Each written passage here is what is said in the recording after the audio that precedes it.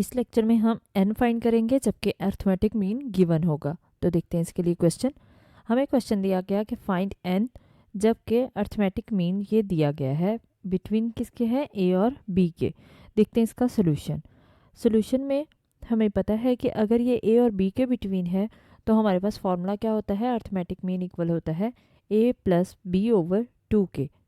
और arithmetic mean की हमारे पास जो वैल्यू दी गई है वो क्या है, ये वैल्यू दी गई है। तो ये हमने अर्थमेटिक मीन की वैल्यू यहाँ पे पुट कर दी और equal a plus b over 2 उसी तरह से आ गया। अब यहाँ पे देखें हम इसको क्रॉस मल्टीप्लाई कर देंगे तो 2 मल्टीप्लाई होगा a n plus b n से और a प्लस बी इससे मल्टीप्लाई हो जाएगा। अब हम ब्रैकेट्स को एक्सपेंड कर देते हैं, यानी 2 इन दोनों से मल्टीप्लाई हो जाएगा और a प्लस बी को हम पहले a n माइनस 1 से मल्टीप्लाई करेंगे। तो देखें a से जब a n माइनस 1 मल्टीप्लाई होगा तो पावर में क्या आएगा, a की पावर यहाँ पे 1 है, 1 प्लस n माइनस 1, ये प्लस 1 और माइनस 1 कैंसिल हो गया तो क्या बचा a n। अब अब b को a n माइनस 1 से मल्टीप्लाई करेंगे तो क्या आ जाएगा a n माइनस 1 b। अब हम इन दोनों वैल्यूज़ को इससे मल्टीप्लाई करते हैं तो हमारे पास क्या आएगा a b n माइनस 1 और b को जब मल्टीप्लाई करेंगे तो सेम इसी तरह से 1 प्लस n माइनस 1, ये इससे कैंसिल हो जाएगा तो b की पावर कितनी आ गई, n। अब हम इसको मज़ीद सॉल्व कर लेते हैं। तो इसके लिए हमने क्या किया, a n की वैल्यूज़ को एक साइड पे ले लिया, a n की सारी वैल्यूज़ एक साइड पे आ जाएगी, a n और b n की। तो यहाँ पे देखें 2a n minus a n कितना हो जाएगा, a n, और 2bn माइनस बी एन कितना हो जाएगा, बी एन, यानी 1bn 1 हम साथ लिखते नहीं है और इक्वल में दूसरी वैल्यूज़ उसी तरह से आ गई।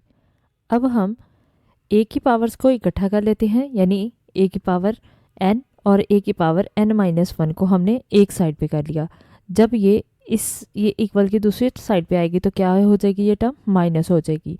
और b की पावर्स भी हम इकट्ठी करेंगे तो a की पावर bn माइनस 1 इसी साइड पे रहा, ये bn प्लस था दूसरी साइड पे जाएगा तो माइनस bn हो जाएगा। अब यहाँ पे देखें कि हम इनको सॉल्व कैसे कर सकते हैं कि हम इनमें a n माइनस 1 जो कि छोटी पावर है हम कॉमन लेंगे। तो यहाँ पे क्योंकि माइनस 1 नहीं है तो ये कैसे लिखा जाएगा, इसको हम एक्चुअल में लिख सकते हैं प्लस 1, माइनस 1 प्लस 1। तो ये हमारे पास a n माइनस 1, क्योंकि ये अगर कट जाता है तो वही a n बचता है, तो ये हम ऐसे लिख सकते हैं।